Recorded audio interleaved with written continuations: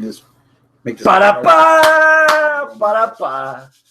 Oh, we live? I guess so. Oh, that's wow. that's his Well, we're way talking of telling shit. us that we're live. All right. Yeah. Are you going to Great Balls in the Big D? No, I don't think so. No. Call yourself a fan. Yeah, I'm going to Raw in the Big H. Yeah. I guess. Are you? I don't know. You gonna go to either one? You don't know? Well, I already got my tickets for Great Balls. Okay. I want to go to. I kind of. Well, I don't know if I want to go to Raw. My nephew's gonna want me to take him to Raw. I still have to buy tickets for NXT Brooklyn, and start planning my trip there. And there's still tickets for Raw and SmackDown in Brooklyn too. But it's like, fuck. And then I'm gonna have to do that here for Survivor Series. Oh. All right. Well, I guess we should officially start the show, shall we? Yeah, sure. All right. Live from Studio 511 is the 233rd edition of Houston Wrestling Radio. This is Abel. This is Arnold. I'm Chris. And thank you so much for tuning in today, guys. We very much appreciate it. If you are watching us live on the YouTube, I got you pulled up right here on my smartphone. So if you want to say hi, interact, whatever, please do so. You could fact check us, call us out on our bullshit, ask us questions. I'll see it. I'll try to involve you in the show the best that I can. If you are not watching us live, hey, that's okay. I get it. You can still interact with us on Facebook, facebook.com/Houston Wrestling Radio. Also on Twitter at HWrestling Radio. And we do have an Instagram account that I already gave the keys to the castle to Arnold here. Arnold, have you done anything? No. Put up a lot of porn. So if you're into that, on his personal, not on the HWR. Yeah. No, I'm gonna start navigating it this week for sure. All right. into the ground. Yeah, especially since I just threw Yeah, it you out just threw me in there. there. I might as well now. Yeah, I'll start navigating it this week and all that whatnot. I'm officially a member of the Facebook now, so I'm Yes. Yeah. Welcome to the full-time paid-free job. Woo, my mom asked me today if I got paid. I told her no, she would have. My mom did the same thing to me. Lucky for me, mom's dead. All right, so transition NXT. Hey, NXT. Women's Battle Royal. I'm Yes. sorry, guys. I have to come clean. I fell in love. With who? How? With what? Why are you in love? Heavy Who? Machinery. Dude! That had nothing to do with the the women's Battle NXT Royal. episode, that headline with the women. I Okay. fell in love with Heavy Machinery. All right, that was that Yeah. that Swerve. that That Jack was a and Coke swerve. there, whiskey and Oh. Coke Zero is it's really getting to you already. Oh God, me dealing with these two drunkies Oh, tonight. yeah, this is going to be good. Yeah. Okay. Stings the nostrils. All right, so you fell in love with Heavy Machinery all over again. Because I agree with you. I love stuff that just feels natural. Like I could picture both of those guys like at freaking Ryan Steakhouse getting kicked out for 3 hours of damage, or a China border. So all you could eat. Not all you could eat and stay. do these sound like the words of a man that had all he could eat? Oh, I've had plenty of experiences. Dude, the charisma's there. Yeah. The fans, you could hear them slowly starting to like come around to them. We said beef. Beef. Steaks and weights, baby. Oh, Steaks and yeah. weights. Yes. I had whenever I'd never see you guys that always talk about them. I just always somehow managed to miss them. But they came out, the theme came, they walked on the show. I was like, this is stupid. I'm watching it. I'm like, God, this is so like 95 wrestling, this is so whack. I was like, whack. I saw the match. I'm like, hey, that was a damn good match. But then the promo happened. Oh, that was great. That's when I'm on board. Yeah. They can talk. They can talk. The other guy looks like a little rhino. He reminds me of Rhino. Yeah. But like a young Rhino. Mm-hmm. But with It today's reminds me Rhino's of body. Bull Dempsey on steroids. With today's Rhino's body. Right. Yes. Yeah. We're kind of just jumping right into the promo there at the end, and you're right. That was hella entertaining. I'm totally in love with them. You just used the word match. hella? Yes, I did. Have you ever been to Cali? California fucking. Yes, girl I over have. here. Lately? No, I Hey, shut haven't. the hell up. Don't All use right. hella. The car that I'm driving just came back from California, so No.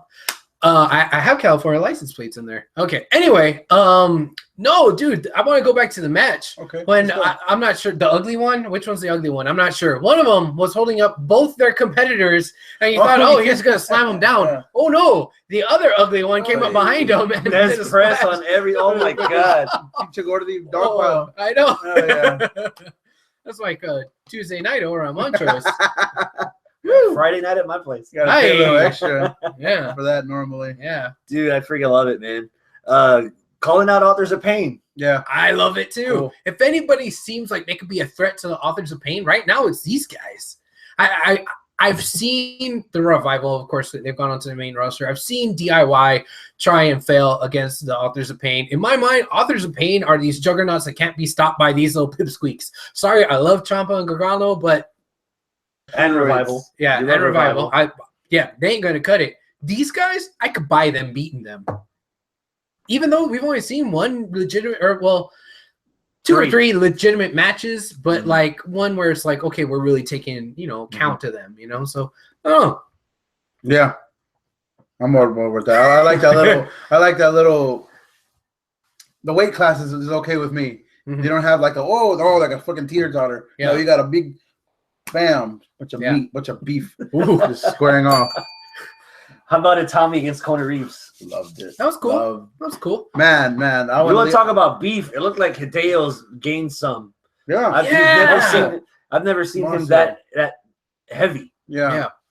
I was if no one's seen his style before, like some people, like me. Okay. I'd always heard of him, and then I wanted to get into him. He got hurt. I was like, oh man. Then we came back on get into him again. He got hurt again. He's a freaking Japanese Finn Balor. But speaking of Finn Balor, that's who his style reminds me of. Like a Finn Balor and kind of Nakamura almost with the kicks and the striking. It was really good. And then the way he does his moves, and then of course the GTS. I'm always going to be a mark for that GTS. Right. I love it. Best in the world. Mm-hmm. Yeah. It's funny that you say that. Oh, well, he reminds me of Finn and all but that. It's the other way around. Well, not so much with Nakamura. It's like Nakamura and Kenta were old strong style. Like at the same time, they were contemporaries. But Finn kind of went over there and like picked up that style from them. So this is kind of like a roundabout way of noticing that, but it's cool that you picked it up, and that means that whenever he's going to be fighting, he's going to be hitting very hard, or kicking very hard. My style is kicks. All right, do we want to talk about the women's battle royal now? I really do. Okay, it was the first battle royal I've ever seen with women where it's an actual legitimate over the top battle, and that was cool. I liked it. They're bringing them up. They're not a little catty bullshit. They're equals. Yeah. They're legitimate over the top rope, cool spots, everything, good ring work. There wasn't even an elimination for like 5 minutes because they were actually legitimately, tasseling. But then they went to commercial break. They went to commercial break, came back, like 5 or 6 of them were gone. That out of shape Hispanic girl was gone. Like all these other girls were gone. But everyone who was left after that had their little time to shine. Nikki Cross looks great. Ruby Riott looks great. Candice, whoever that is, I don't know who that was, but she was good. That's Gargano's. That's Gargano's woman. Yeah. The one thing I noticed, they're doing the crowd's turning on Aaliyah. She's supposed to be like this, hey, happy. They were booing her whenever she was doing something. Yeah. And when Nikki eliminated her, they were saying, thank you, Nikki. I didn't pick that up. Maybe I just wasn't real quick paying enough attention. Yeah, well, I always pay more attention to Aaliyah because I watched her from Breaking Ground, so I'm kind of following her as she goes through all her little progressions. And the Peyton Royce stuff, cool. When Billy Kay stuff, it's always funny to me. They're a taste of what's new and what's old at the same, wrapped up as far as like the old diva stuff. Yeah. They remind me of like cool, like a lot. Exactly, them and just like a modern version. Yeah. And they're good. And then comes Asuka. Oh my god! And Konnichiwa, bitches. Yeah, the queen of strong style. Yeah, go for it, dude. Oh man, I want to sit here and say, oh, I'm loving the heel turn of Asuka and this and that, but dude, the only thing sticking out in my mind is that sick, crazy bump that apparently injured Ember Moon, where Asuka grabbed her and tossed her out like yesterday's garbage, and she just flew right through the ropes, right past the ring post. Like I was assuming that's what she was supposed to hit. No, lawn dart, shoo, right through, perfect, and then hit the guardrail, and it was sick. And you could just see her because they have her hit fence hard, and then with the just like a little flag thing over it. Yeah, they don't have the thing like it wasn't WWE the nice does. padded guardrail. No, man, bro. It's actually not a flag. It's like a metal sign, like Ring of Honor. Oh, really? So it's Oh, wow, that's the worst. It was nasty, and that was the only. I was like, oh, you see when that shoulder just went the wrong way. Yeah, and it's funny because I've seen reports that Ember's injured and she may not be at Takeover or whatever. I'm like, oh, okay, but I never knew how or why she got injured. I immediately knew right then and there. That's when it happened. Yeah. 3 weeks ago. Yeah. But God, it was nasty, nasty, real bad. Chris, what you gotta say about that? It was nasty. So there were nasty women. There were nasty women. Dude, Asuka's arrogant heel work where she's like, "Oh, dude, I'm like even more erect now whenever I see her on my television." Parao. Yeah, man, like take me to Tokyo.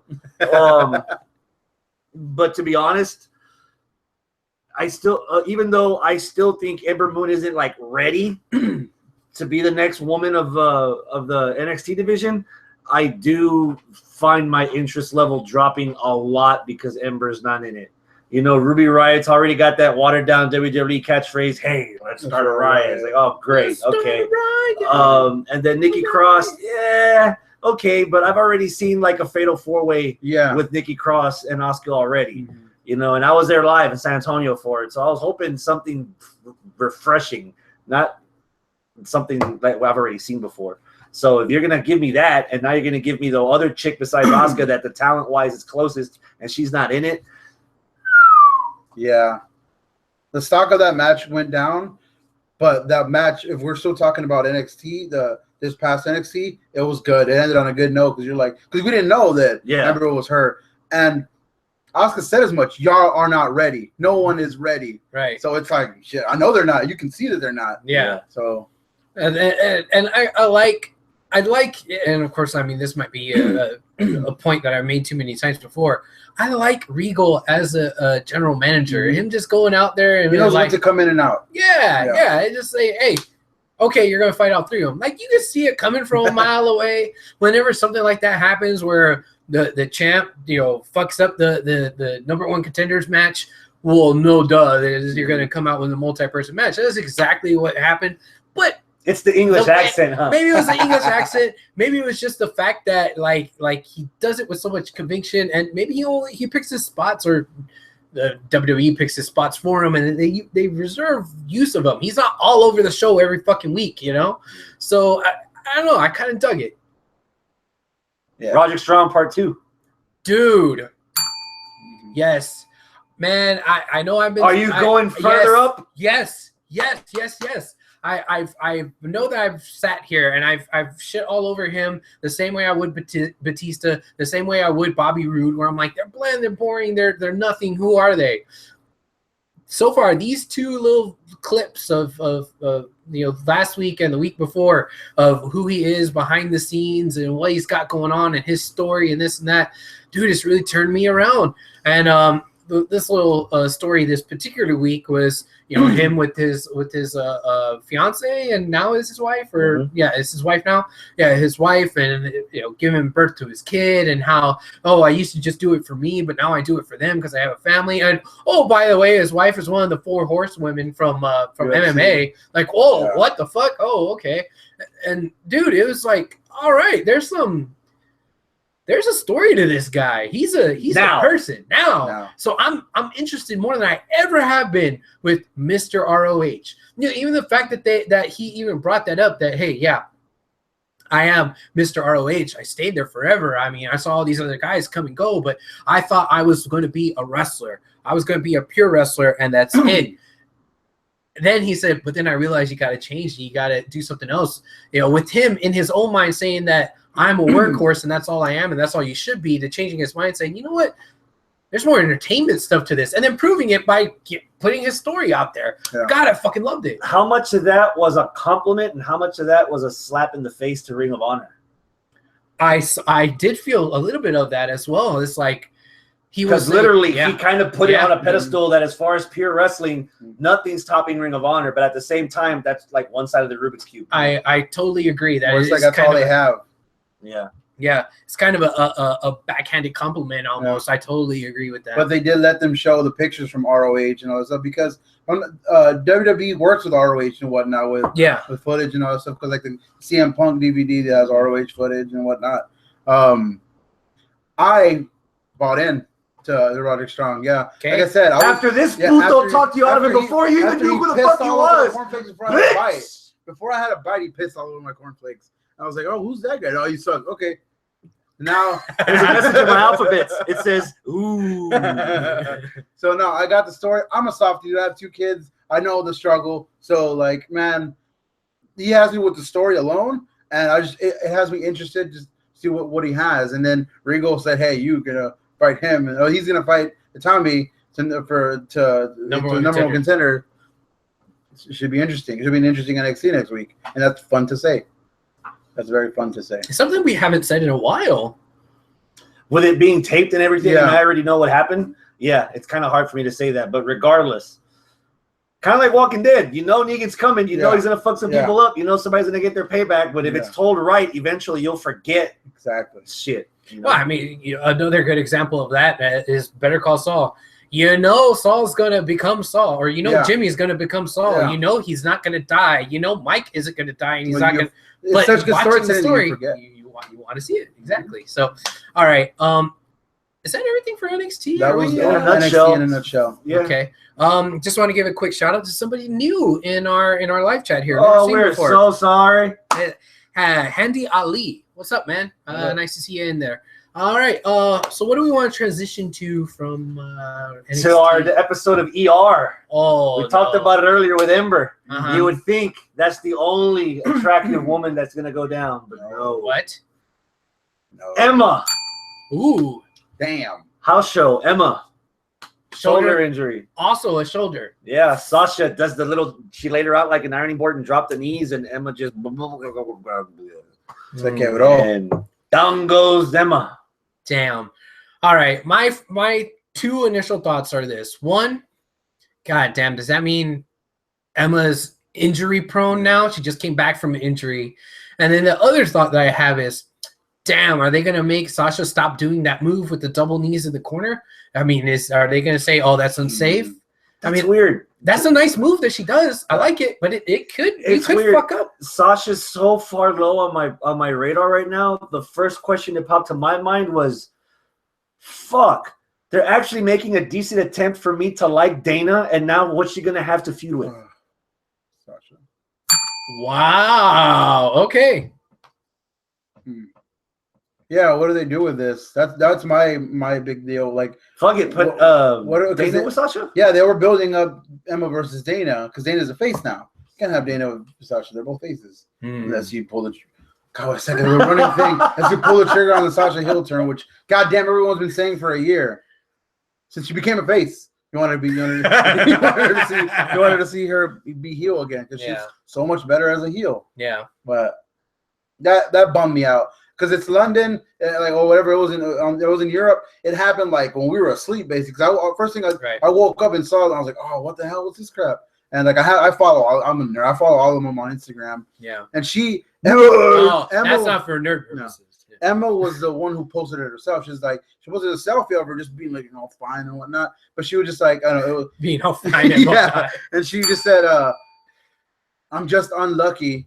I'm waiting to see, the results or whatnot." Then like later on, she posted like, "I'm leaving the tour early to go see what's up and with my shoulder." Yeah, she's out. That's another one down. The one that hurts, man. I bought tickets for Great Balls in the Big D, expecting Brock Lesnar versus. What the fuck is he wearing a cast for? Yeah, Sling. Yeah. He is finished with Roman for a while. Yeah. Oh man, He's out. the one thing that I've been singing so many praises of when it came to Braun Strowman was horrible at singing. is that he's not the cowardly heel. He's going out there and he's kicking ass and he's saying, "Hey, I want so and so," and he goes and gets it. Not, "Hey, I want to fight you," and like all these other cowardly heels in WWE. It says, "But not today, on my terms," or whatever. What does he do? This freaking week, he goes out there. "Oh yeah, I'll take you on anyway, this and that, and I'll beat you with one hand." And Dean's like, "Oh well, you heard him." They're like, no, that's not what I said. I'm injured. I can't wrestle. Obviously, it's like, oh, dude, come on, man. You've been so good about building this guy having no fear, giving zero fucks, and he's gonna go in there and just be a straight tough guy, and you make him the cowardly heel. Not then. then. Braun could have had so much momentum leaving, knowing that he could have beat the shit out of Kalisto with one arm. That last 30 seconds of him going like this and hobbling around through the crowd out to that's what almost killed it for me completely out of the Braun Strowman character. Okay. There was no reason for him, if he was going to be injured, there was no reason to do any damage to his character or to his momentum by having go out there and one, be the coward in the promo, two, get beat up by a 4-foot-tall Mexican that can't even reach a ladder to build a wall. Like, it was so pathetic. Like, I was so embarrassed. He didn't get beat up by the 4-foot guy. You can't teach that. He got beat up by the big dog.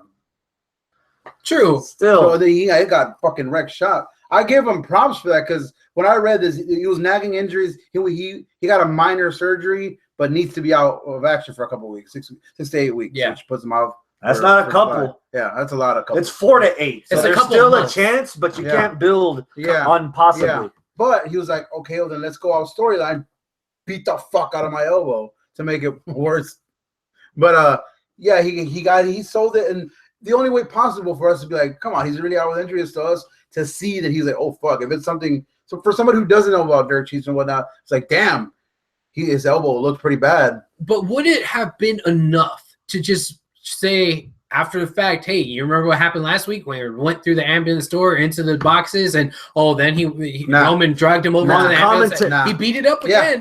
He beat it up. Commentary, that wouldn't have been enough. For me, it wouldn't have been enough. Commentary, they're putting over that Otunga's filming a movie for 7 weeks. They're not showing us footage live from Hollywood Studio B, Universal Studios of Otunga. Yeah. So I didn't need to see footage of Braun in the ring actually trying to wrestle with one arm. Yeah. All they could have said was a good 30-second promo. Look, he broke the door off the ambulance, and because of that, he's out for 6 weeks.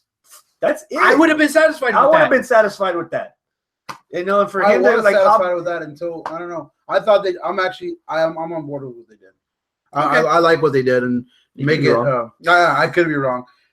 The only thing I don't like about it is that all it did was elevate Roman Reigns, and here we go. Yeah, Roman Reigns is the guy. He's in his yard now. He's a big dog. Strowman is. He's a big dog. Yeah. So I guess that's the end of the injury report. The end of the line. Yeah. All right. Raw. No, I mean, I feel like we've kind of already touched on Raw, but Raw. All right. Opening promo segment, whatever. Miz and Dean are both in charge. Miz and Dean are both in charge. One thing that kind of happened that I don't know if they were planting seeds or if they're going to go with this or whatever. Something might possibly happen that's going to make me be okay with the name Great Balls of Fire. And that's if this was all Dean Ambrose's idea, because Dean Ambrose is crazy. And if he's the one who named it that, then it's like, oh, stupid Dean. It wasn't WWE coming up with the idea. It was Dean Ambrose. Because, he was on the phone with Kurt. It's like, hey, Kurt, I got a great idea for a pay-per-view name. And then he sold it like, oh, what, you're going through a tunnel or something like that? And then that's the last we heard of it. If, like, next week or something, Kurt Angle comes back and he's talking with Dean, he goes, you named the pay-per-view what? I wasn't here for 1 week and you named Extreme Rules because they were referring to it still as Extreme Rules on air.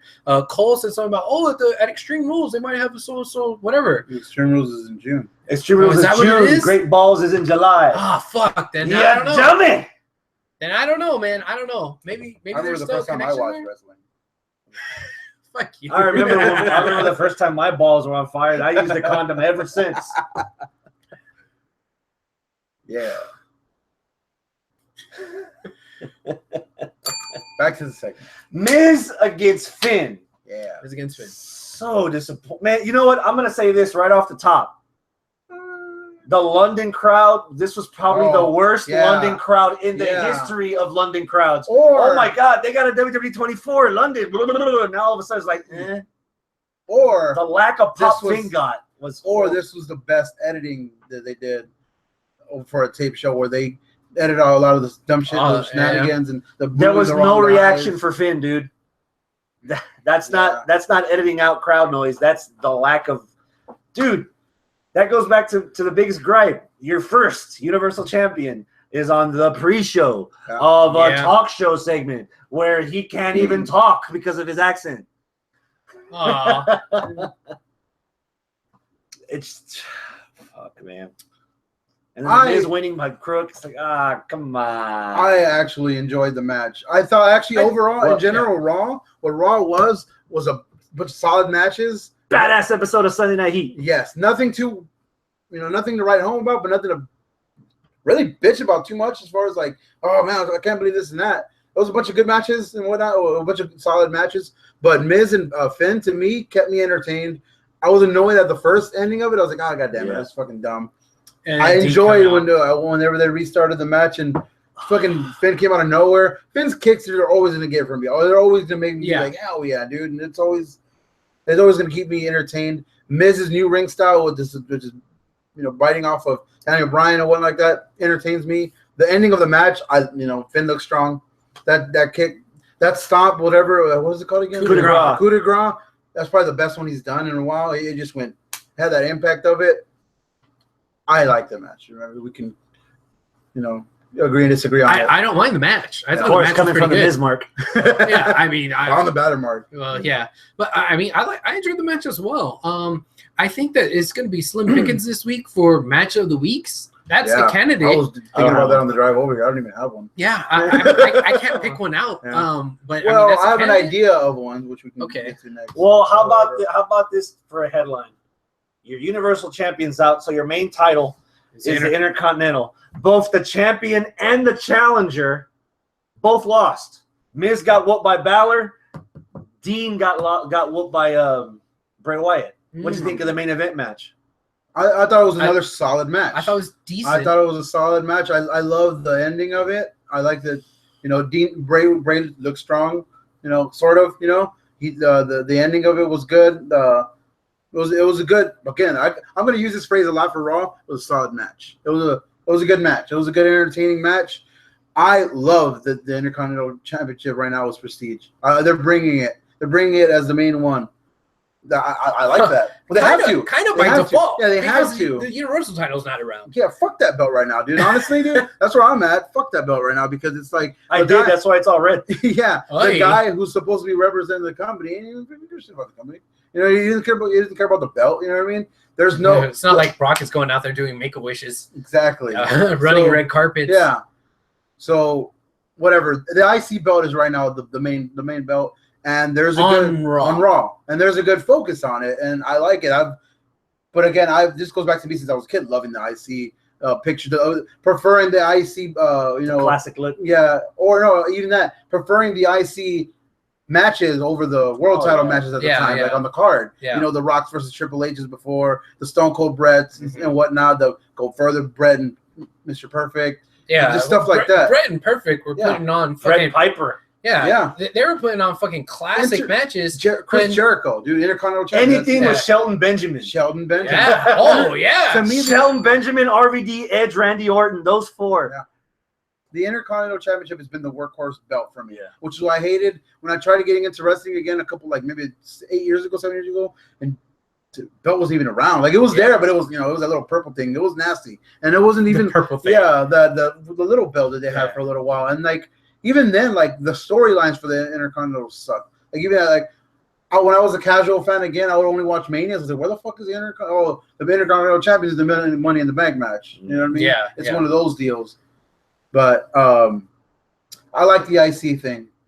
Yeah, I mean, you kind of touched on there with Bray, and Bray beat Dean, the Intercontinental Champion holder, right now. I'm not sure where this really puts Bray. I'm not really sure what the hell we're gonna do with Bray. But Ascension, he's in the live chat and he says What up? that big win for Bray Wyatt on Monday is from Bray being frustrated with WWE. All right.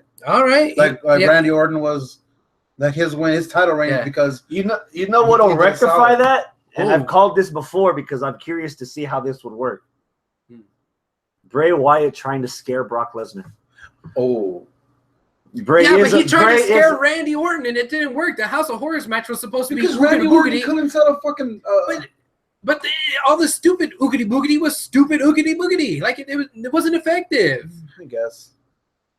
And it's because I think that character may not work in this era. The Undertaker character works in the era when you had fucking clowns and Repo Men. Why did the Wyatt era work all these past 4 years? Why is Bray still over now? Yeah. All right, maybe you're right. I don't know, man. It's just the way you use them. They're not using it right. Maybe then we finally found a chink in the armor in SmackDown. They didn't know what to do with them.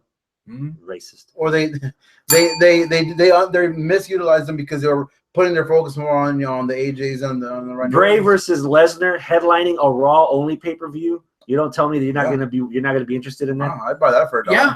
I'd be interested in it. If you're gonna bust your load on Lesnar Roman again, you save that for Survivor Series, SummerSlam, WrestleMania. Not Great Balls and the Big B. I'll tell you this though. I would be interested in Bray versus Brock. The thing is, if they handle it right, I don't think that they can handle it right. Brock is like booking wise is so misused. Bray booking wise is so misused. Brock is a prize fighter. Yeah, like they both could be like than what they are now if they have been booked properly. You don't see Brock. We haven't seen Brock since Mania. Nobody gives a shit. With Bray, like, okay, he's supposed to be doing all this great stuff. He was supposed to be. We had so much high hopes for his match at Mania. His match at Mania fucking sucked. Then it was like, okay, House of Horrors, and it's just been fumble after fumble.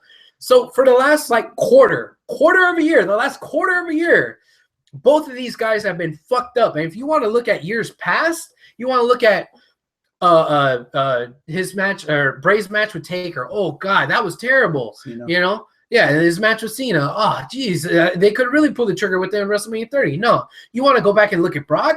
Brock has just been here and there once, twice, maybe 3-4 times a year, and that's it. But I'm gonna find this. I'm gonna pick out the flaws. He brings it, but just a little bit. I'm gonna pick out your flaw in your entire argument. All right. The last 3 months, the thing that I covet the most was that Bray Wyatt won the title and nobody saw it coming. Nobody. The thing that I covet the most about the last 3 months of Brock Lesnar is that he probably had the best match with Goldberg with anybody except maybe DDP at Halloween Havoc. That might have been the best match he ever had, and that was with Lesnar. Yeah. So, and then you want to go back with last year, Bray and Taker. The build to that was really good. The match itself, that's something different. They put it at Bray versus John Cena with all the kids singing Bray's song around Cena and spooking him out to the point where Cena had to wear the mask and hide behind. I'm getting goosebumps right now talking about it. Cena walking behind with Bray. The potential to build the match is there. The problem will be executing a finish that's worth remembering instead of remembering the moments before. And that's the problem with everything they've done with both Bray and with Brock. Either they have a good build and a bad match, or a good match with a bad build, or a good ending but the beginning was terrible, or a good beginning but the ending was terrible, or something in between just wasn't right. Neither one of these guys, they have booked with 100% from start to finish, build, matches included, feud included, everything. Neither one of these guys have had everything where it's like, oh shit, that was perfect. At the end of the day, I'd rather have something half-assed with Bray and Lesnar than have anything involving Roman. I was gonna say let's not worry about what they have done. Let's worry about what they can do. Ooh, I like that attitude. Ooh, okay. That helps me sleep better. Okay. Well, what they can do is book him against Roman Reigns. Oh. Another thumbs down to the audience at London on Raw. You have Alexa Bliss, 5 feet up, and you have Mickie James that if she still wore those Daisy Dukes like in TNA, I'd have a hard on in a second. New ring gear, dude, I fucking hate it. They're trying to cover up because they think she's old.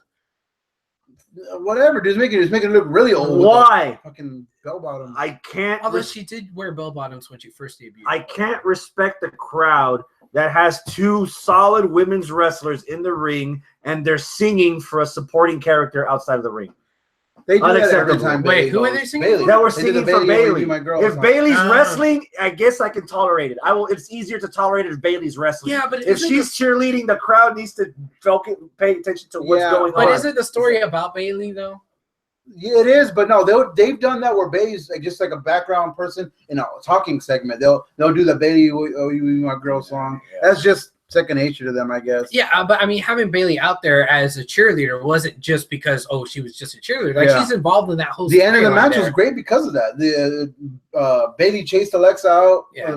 Then Nia came and just fucking literally squashed Mickey. I think that's forgivable because in the pecking order of the women's division, yeah, sure, Alexa's a champ, but Bailey is still the main event, the top dog, so to speak. There, so if you're going to be cheering for her, I kind of get it, you know. So I'm not going to shit on him for that.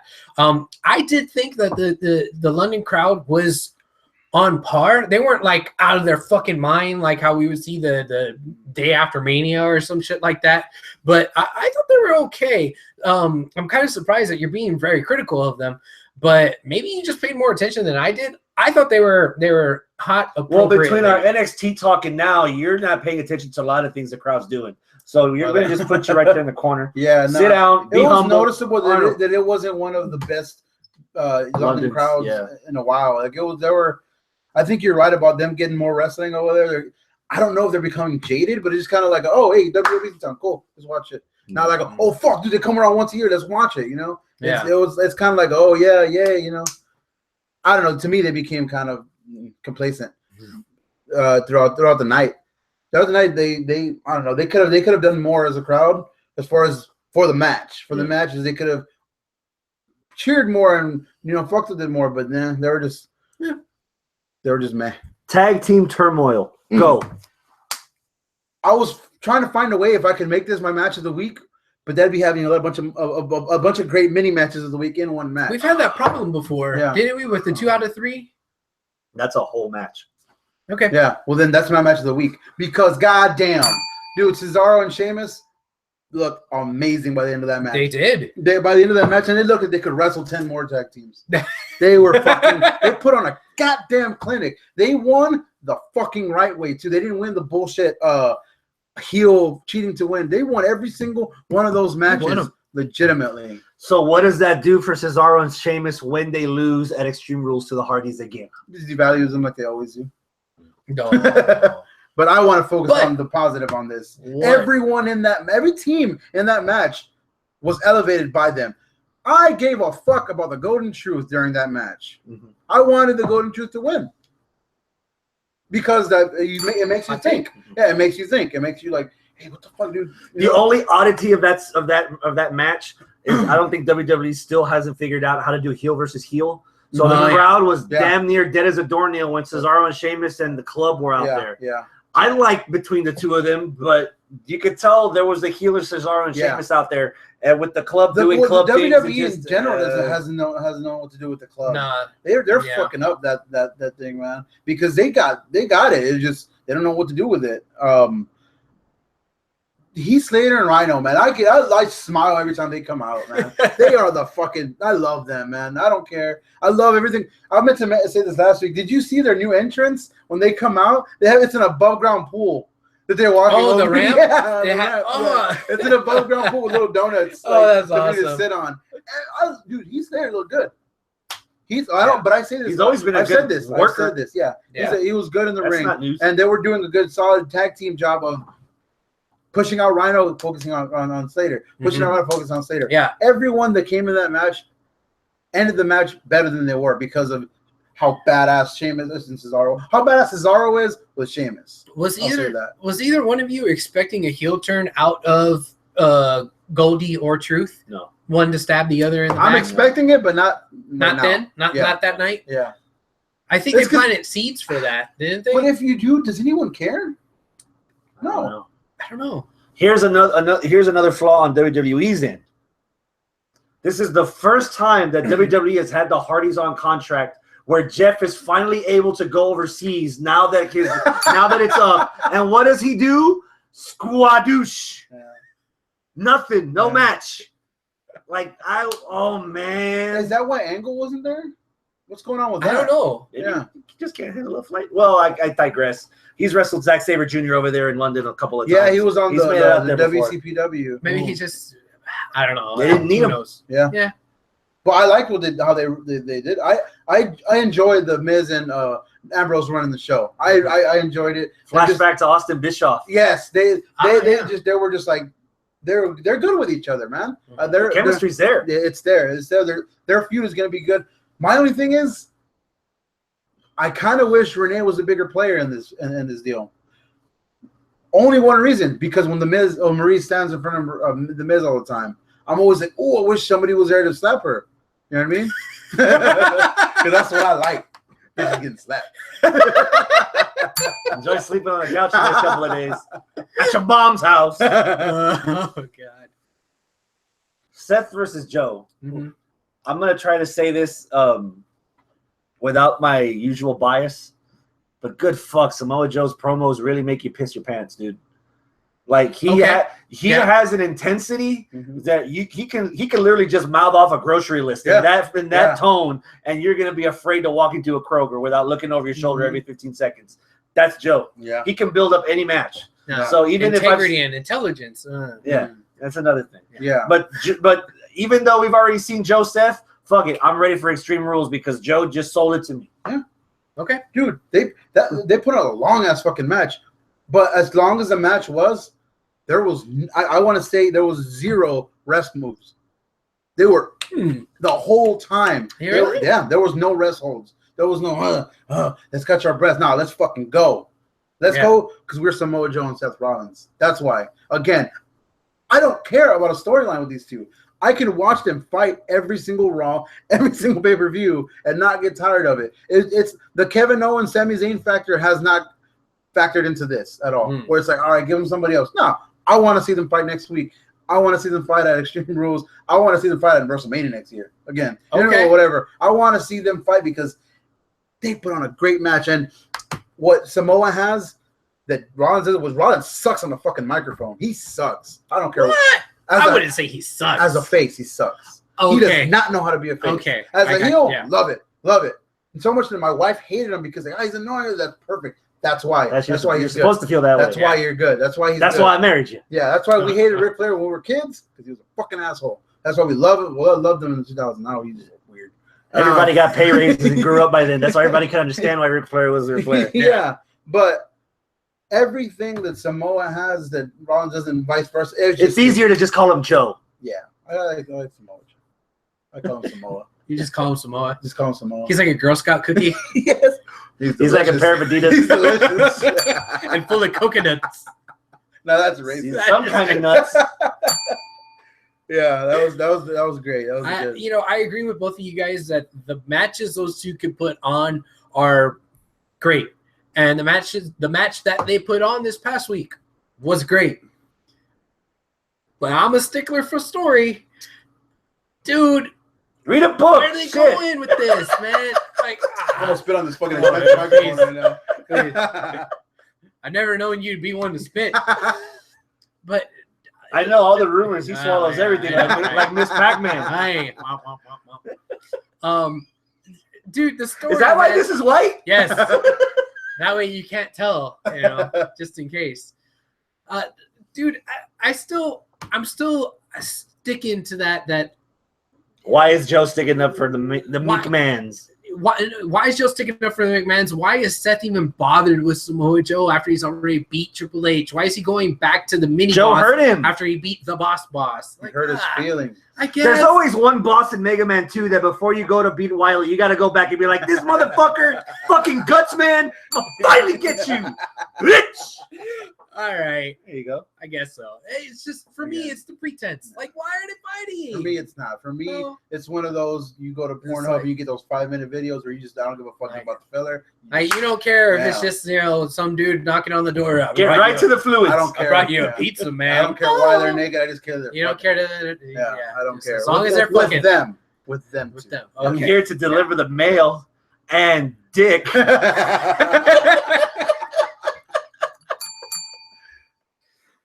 Oh, Lord.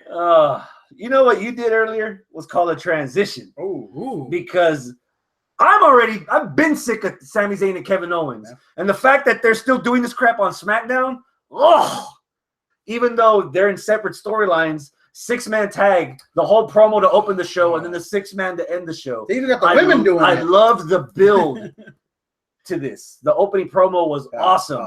Sami Zayn not talking good. Shut up. Just fight. Because you're going to lose. Yeah. And they lost. But still, the promo set the expectation up. What about the backstage with Sami Zayn talking to AJ? I missed that. I loved it because I heard that from Truth. I heard on a Kevin Owens, Jericho talking to Kevin Owens, he said, before it gets to a point where a lot of people are annoyed by Sami Zayn because he's so neurotic when it comes to matches. When it comes to, hey, look, we're going to do this during the match. Whenever they're talking about backstage, so they're bringing that to the forefront. That's why he's the whole, like the Woody Allen kind of character, like the real neurotic guy. That's why I like Sami Zayn. I wasn't sure if I thought this was funny and adorable or if I thought it was stupid. It's self-therapy in front of millions of people. I guess that's what it was. He was just doing like some deprivating. It helps me. He's been doing this since he was on Raw. Even no one noticed it. It helps me to care about Sami Zayn when he's doing anything other than Kevin Owens. Yeah, he was doing it in more prominent. It was definitely prominent. So that's why people noticed it because AJ and Orton selling it like, all right, let's close your eyes and imagine this, guys, and they just walked away. Yeah, it was Abel explaining the Aiden English fucking lucha thing. That's exactly what it was. By the time we were done with the story, me and him were just like, the whole live chat left. That's some fourth wall breaking for your ass. Right. Dude, Nakamura and Dolph Ziggler, go. I am digging Ziggler. I'm starting to come back around after weeks and weeks of saying, God damn, fucking Ziggler. Like, oh, I don't care. The fact that he's embracing this shitty storyline that WWE is giving him, and when I say shitty, I mean, like, we're really supposed to believe Dolph Ziggler has never watched Shinsuke Nakamura? Like, come on. The crowd, has to believe that there's a guy that's really named Dolph fucking Ziggler. Yeah. The crowd chanting NXT from going, that's going to be edited out. And then it wasn't. It wasn't edited out. That was great. You know, like. Because he forgot Tuesdays are live. Yeah. No, it was. It wasn't live. It wasn't live. Because 4 hours. Big whoop. Yeah. But, dude, I'm starting to, like, okay, forget all that smarky bullshit. And, like, he's embracing this character, and even though the pretense there could be a little flimsy, I'm willing to go past it because of everything else he's putting into it. I feel like he really is putting a lot of real frustration in there. It's been 8 years, but it feels like it's been 12 or whatever, and you guys haven't been appreciative of me and this and that. And I started realizing, you know what? For the last year, I haven't been appreciative of him. I used to be a big Dolph supporter, but now I'm not. Why? Because fuck that guy, you know. But dude, he was right. He was hitting on all these things, and it was like the frustration that I have as a fan and giving up on him has also been affecting him as well. He's been frustrated with WWE. He's been frustrated with his place in the company, and it's just coming out, and it's working well to foil off of Shinsuke, who's been given the keys to the castle, even though he hasn't even had one match.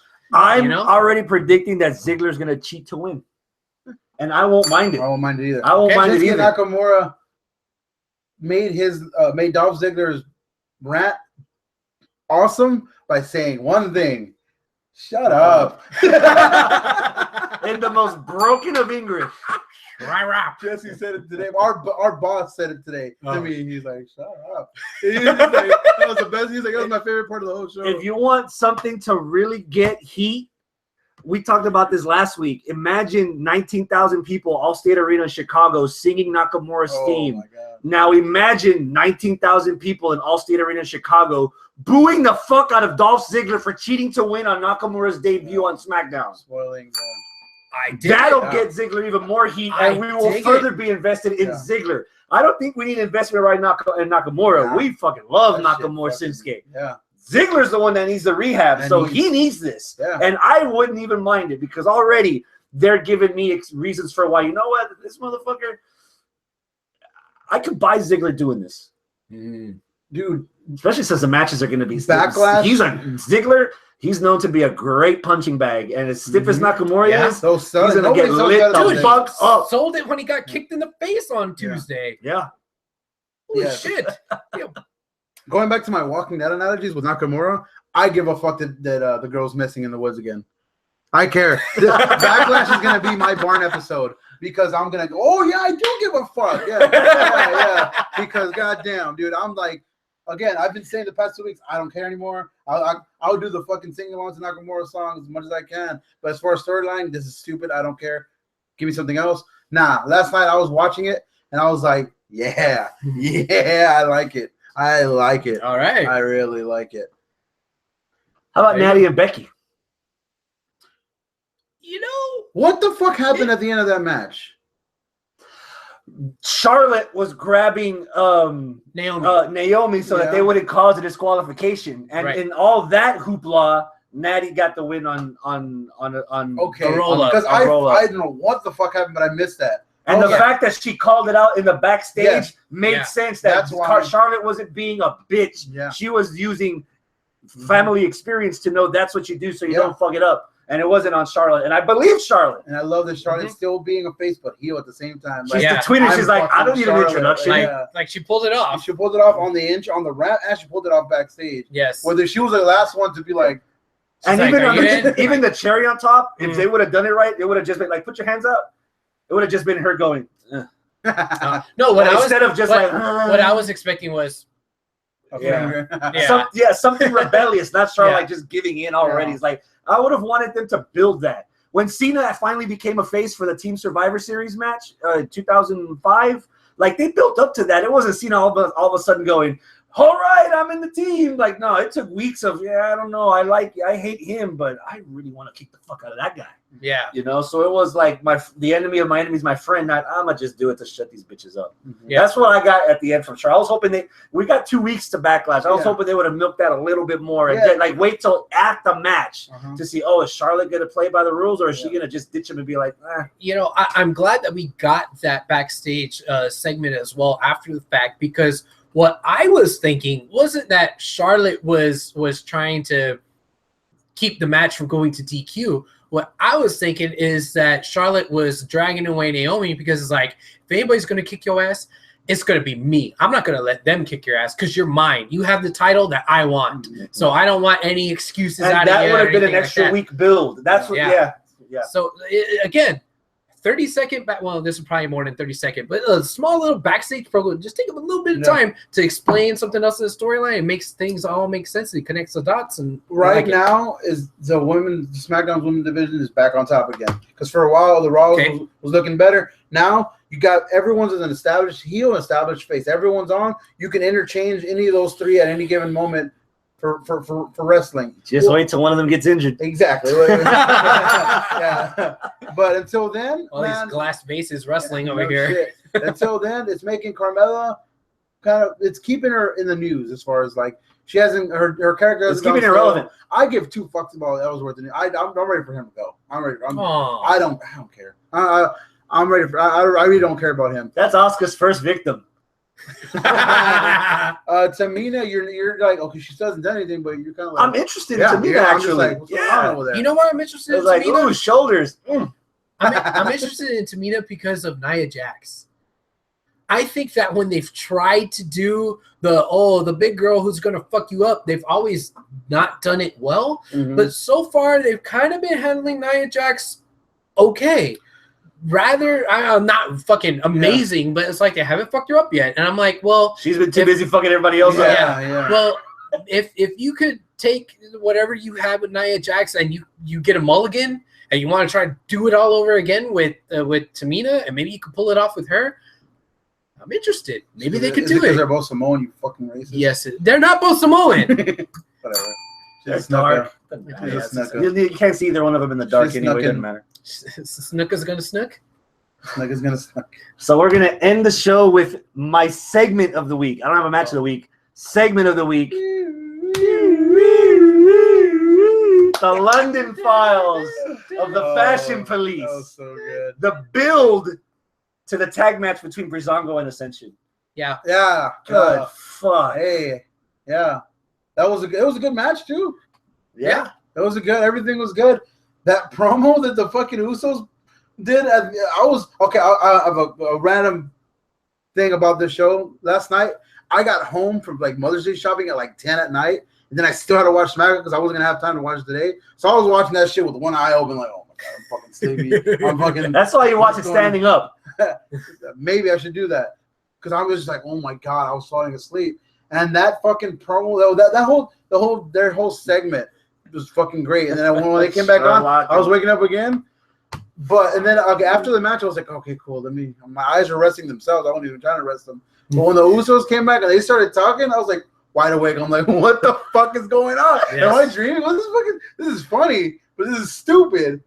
But it's funny. It's fucking. They were just great. He would not stop. He would not. He was just going and going and going. He was like freestyling, and it just like, wow, that guy was bringing it. That was great. That was probably you're right, the best segment of the week. This is why I'm digging the Uso heel turn. And if they let them run with this and do more of this and just like let their personality shine through where they're not like, oh, trying to do a certain thing that, creative came up with or whatever, just let them be them and let them just say stupid shit and just freestyle it. Man, I think they could pull off some good stuff. I hope that they're watching what's happening with the Usos and eventually one day do that with Roman. I think right now we're back into the Attitude Era in the sense that people being themselves turned up to 11 is working. Yeah. Heavy Machinery in NXT, Raw. Did we just have this conversation about Raw? SmackDown, the Usos just letting down and just being letting them be themselves. You can't do that with everybody because you have to cater to every section of the audience. Yeah. Right. But if they do it enough where you have the opinion that you feel like people are getting over on their own merit, dude, I'm down for it. Okay. That's it. What I wanted to touch on is that two things I wanted to bring up. One, Jinder's looking better and better to me every week. Oh yeah. Jinder, not even physically. I'm talking about like as far as everything. I agree. Yeah, he's looking like a solidified fucking, up there. He looks like a legitimate threat right now. Yeah. Yes. Yeah. Dude, with Jinder, with Randy Orton's attention not divided anymore. Yeah. And him coming out and cutting a promo that's not half Jinder, half Bray. When it's all Jinder. Yeah. That's when I was like, all right. And then Jinder, holding his own and like you could tell he was himself. sick too. He pulled that shit. You could tell he was sick. Yeah, he had a horse throat or something. Yeah. He was bad, but it was good. It was he pulled it off well in the body boy swing whatever. Los pinches inditos. They're helping with everything. Everything's the cut man and the water boy.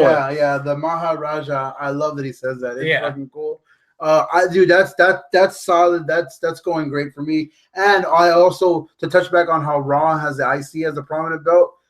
To me, the U.S. title is the prominent belt on SmackDown right now, maybe because I give a fuck about AJ. Because it's Kevin the same thing. Like right now, the heavyweight title is just star power. Oh my God, Randy Orton, I'm a snake. But it's the wrestling, the Ring of Honor, Kevin Owens, AJ Styles. Yeah, that's like our version of freaking Macho Dragon. Yeah, exactly. And I agree. Our Triple H versus The Rock at SummerSlam. Yeah, it was better than The Rock versus The Undertaker at SummerSlam. If Joe Seth was for the Intercontinental title, then we'd have it all the way around. Exactly. Yeah. Exactly. So I'm digging that. It's good times right now, man. It's good times. I was actually thinking to myself today because again, I've been so tired. This week it's been a blur because I got my in-laws in town, so they're sleeping on my bed. I'm sleeping on my mom's because it's a big old fucking mess. Yeah. I've been kind of in and out of wrestling. But your mom been making you them breakfast tacos. My mom has been fucking feeding me. And no, I was thinking to myself, did I miss a lot? Or it was kind of like a blah week? And I was just like, nah, man, there's a lot of good shit going on. There's a lot of going into the summer of 2017. We have a lot of slow cooking stories. WWE in London, SmackDown beat Raw on the ratings. Nice. Really? Well, they were both in London, but yes. Yeah. That's why I said WWE in London. Sorry. Raw is WWE. I have an interesting take that is it hot? Yeah. It's a Is hot it take. warm? Is it warm? It's a hot Is take. it, we be living it on when Yes. it is still for cool or Yeah, what? I am. Give it to me. I am 100% okay and on board with Mojo Rawley. Get the fuck out of here. That was the stupidest shit I've ever fucking seen. I dug it. I don't care that you I I was missed okay. it, so I have no idea. Okay, Oh, Mojo. Again, Rockets versus Spurs. that's gonna, Right. That's gonna. This was worse than that game. This no. You said that you had a little soft spot there for the kids and stuff with the I was with the talking other about stuff. the babies. Okay. Not little 4 or 5 year old kids. They're the most annoying things in the world. You know what? When Mojo went out there and when he was talking to those kids and he was saying, "Hey, I want to tell you a story," and like basically did a little kid story, watered down version of how great Andre the Giant was and how meaningful and special it was to him to win the Andre the Giant Memorial Battle Royal. It made me think, holy shit, we're 3-4 years into this Memorial Battle Royal, and we finally got a guy that's going to be like, hey, I'm proud I won this, and this means something, and this is going to mean something for me. And him interacting with the kids themselves, it made me be like, all right, this is a different dimension to him. He's not just straight up Mr. Hype. He has a little bit something extra to him now, and a little – you see a slide that you wouldn't normally see. It's like, okay, he's out there being a buffoon and hype this, hype that, whatever. But he was with those kids. He was like, yeah, I'm doing this for the kids. I'm doing it to, talk to you guys. He even it got brought up on Talking Smack and how he was. And I was like, I'm kind of digging this. I'm okay with it. If we see more of this Mojo Rawley where, yeah, he's this big, muscly, tough guy who tries to be hype and like chicks bro and all this and that. But if that's really a facade and like he really has like this heart of gold, fuck, man, I'm digging it. I see your point. Why the fuck was a grown-ass man hanging out with a bunch of little kids for no reason? He was giving him a tour. I don't know, some stupid PR thing. Here's the payoff. Zack Ryder coming back and calling him a sellout. All right. Okay. All right. Bro. Yeah. I at the VIP table here, where you been? Yeah. Reading bedtime stories to these little punks? Yeah. You Yeah. ain't a Long Island boy no more. You're just some dick. And there's the Wow. Yeah. feud. I like the fact that this is the first time that someone is actually using the award of Andre the Giant to Yes. actually try to propel their career. That's I would have phenomenal. loved to have seen what they would have done with Cesaro if fucking Swagger didn't break the title, the damn trophy the next day. But I like that. And it gives with that. And what I'm hearing now is giving potential of what can come ahead. And that's the first thing that pops in my mind. I'm waiting for Zack Ryder to be like, fuck you, Shut bro. up. I can do this without you. There's more women for me. Or Me and Gronk. Skin Almas will be at the VIP, bitch. Yeah. Okay, yeah. So- But dude, that started to turn me around. Now next week you can probably go back to Mr. Zubas and Mr. Hype, and I'll be like, oh Throwing fuck this it. guy. Yeah. But For 1 week is for promising. this week, I'm like, all right, maybe they're gonna do something not only with him, but with Andre the Giant Memorial Battle Royal. That's it for the show. Is it? That's everything. Dude, we We could. didn't watch 205. You didn't I because didn't you were watch- busy. yeah. I was watching the game. I did watch something on 205. Oh, I did watch 205 all of it. Give me I want to something. bring up something. The segment with Gentleman Jack and Austin Aries. With Gentleman Jack Inspired this, by the way. yeah, there you go. And I beat you. I think he Yeah. called TJP Theodore Jeeves Perkins. Nice. Yeah, I thought it was fucking hilarious. Gallagher saying, hey, I want to give a toast to Austin Aries, and calls out Austin Aries. Is like, oh, I want to give you a proper thank you. And in my country, we do it a certain way. And he got out a big old pint of beer and handed it to him and had the crowd start singing along for He's a Jolly Good Fellow. Oh, nice. God damn. It was hilarious. Was the crowd still packed for 205 after SmackDown in London? There was a decent amount of people still there, but it's London, so they're smart. They're a smart crowd. Did they drink the beer? Yes, after all the shenanigans happened, because right when they were in the middle of the song, that's when Aries comes out, and Neville comes out. Neville's like, "Oh, I used to say you're a caricature of an Englishman, but no, the problem isn't you. The problem is all of you," and like it's blaming everybody. Nice. Yeah, so he starts distracting them, and TJP comes up from behind him and jumps them, and they try to. And there's shenanigans back and forth, and they scuffled. After the scuffle, the faces fended off the heels, and that's when they got the beer, and they They chugged the beer. They actually drank the beer. They chugged the beer. Both of them. Yeah. To end the London Files, already calling this. This is my most anticipated match so far. Takeover. It was announced on WWE's Facebook and Twitter. Tyler Bate, Pete Dunne rematch for the UK title. Well, all right. At Takeover down. Chicago. I am so down. Oh, wait, hold on.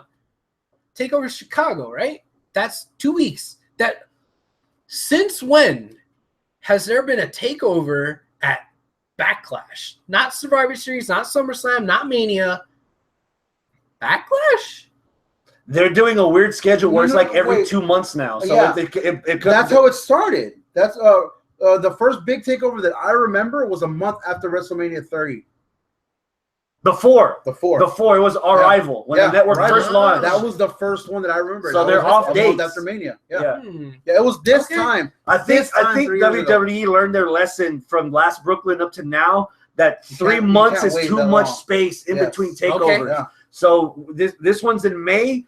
I'm guessing that there might be one in the middle of June, maybe not, because after May we have Takeover Brooklyn 3.